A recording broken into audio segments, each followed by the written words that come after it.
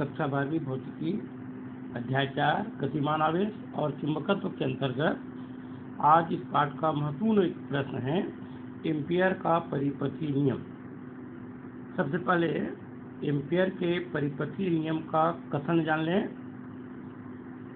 निर्वात में किसी बंद वक्र के चारों ओर चुंबकीय क्षेत्र B का रेखीय समाकलन उस वक्र द्वारा घिरी कुल धारा I का μ0 गुना होता है। इसे संकेत के रूप में लिखेंगे, सूत्र के रूप में इंटीग्रेशन ऑफ BDL = μ0I।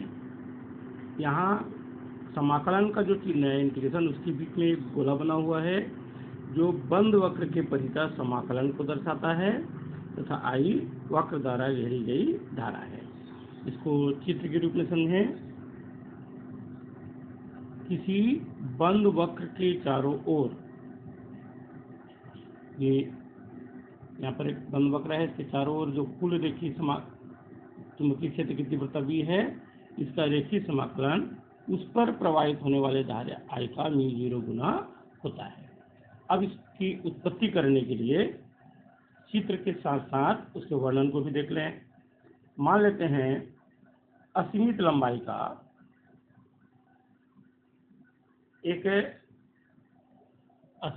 का एक धारावाही चालक 100Y लेते हैं। इसमें तीर की निशान की दिशा में धारा I प्रवाहित हो रही है।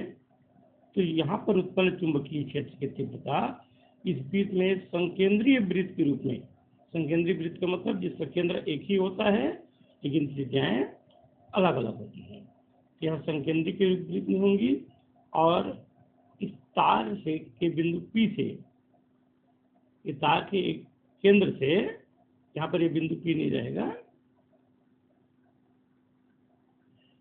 इस तार के केंद्र से r दूरी पर वृत्त पर एक बिंदु P लेते हैं जहां पर हमें चुंबकीय क्षेत्र की तीव्रता ज्ञात करनी है। यहाँ बिंदु P पर जो चुंबकीय क्षेत्र की तीव्रता होगी वह स्पर्श रेखा की दिशा में होगी, इसलिए चुंबकीय क्षेत्र की तीव्रता B इस बिंदु पर खींची गई स्पर्श रेखा की दिशा में है। और यहाँ पर जो DL है, अल्पांक DL और B दोनों एक ही दिशा में होने के कारण उन दोनों के बीच का कोण 0 अंश होगा। अभी जो चित्र में समझे हैं उसको एक बार फिर से रिपीट कर लें। असीमित लंबाई का एक सीधा चालक XY की कल्पना करें जिसमें I धारा P की दिशा में प्रवाहित हो रही है।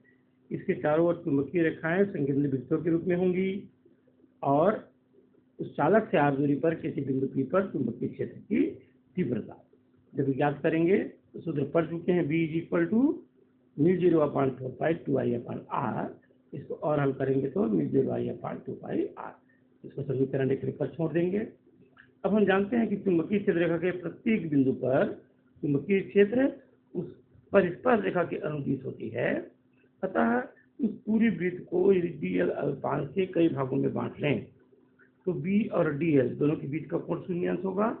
तो बिंदु P से गुजरने वाली जो रेखा वृत्ताकार होगी, अतः वृत्ताकार त्रिज्या के चारों ओर जो B मिलेगा चुंबकीय क्षेत्र की तीव्रता, उसका रेखीय समाकलन इंटीग्रेशन ऑफ BDL, बंद पृष्ठ के रेखीय समाकलन, इसलिए समाकलन के बीच में गोला बनाया गया। और आप लोग पढ़े हो वेक्टर A.B का सूत्र होता है AB cos थीटा, इसलिए integration of BDL cos theta. और यहाँ क्योंकि थीटा का मान 0 अंश है और cos 0 का मान 1 होता है, इसलिए इंटीग्रेशन ऑफ BDL, इस मान को समीकरण 1 में रख देंगे तो इंटीग्रेशन ऑफ BDL = B का मान रखा गया μ0I/2πr × DL, μ0I/2πr integration of DL। और चित्र में आप देख सकते हैं इंटीग्रेशन ऑफ DL यानी पूरे वृत्त की परिधि, इसलिए इंटीग्रेशन ऑफ DL के जो हमें r त्रिज्या की वृत्त की परिधि 2πr रख देंगे, 2πr से कट जाएगा तो इंटीग्रेशन ऑफ BDL का मान μ0I बचेगा। यही एम्पियर का परिपथीय नियम।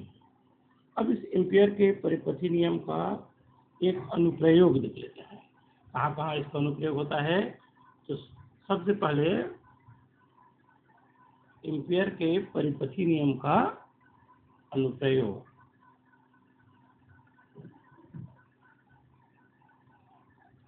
देखें यहाँ पहला, सीधे लंबे धारावाही तार के समीप चुंबकीय क्षेत्र की तीव्रता। इसके लिए भी वही किया गया, एक 100 लंबाई का एक तार लिया गया जिसमें तीर की दिशा में धारा I प्रवाहित हो रही है। इससे R दूरी पर एक बिंदु P है जहाँ पर चुंबकीय क्षेत्र की तीव्रता ज्ञात करनी है। B और DL दोनों के बीच का कोण 0 अंश है, जो हम पहले पढ़े थे।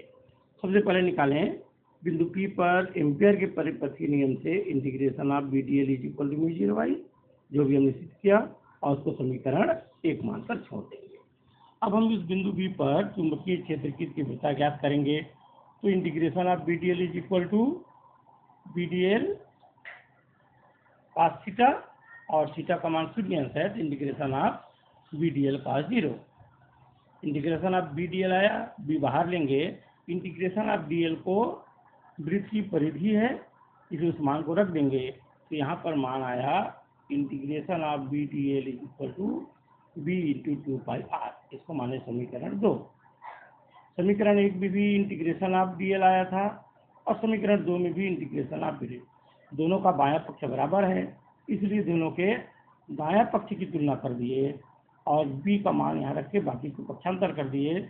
ये जो B का मान आया μ0I/2πr, यही सीधे लंबे धारावाही तार के समीप किसी बिंदु पर चुंबकीय क्षेत्र की तीव्रता है।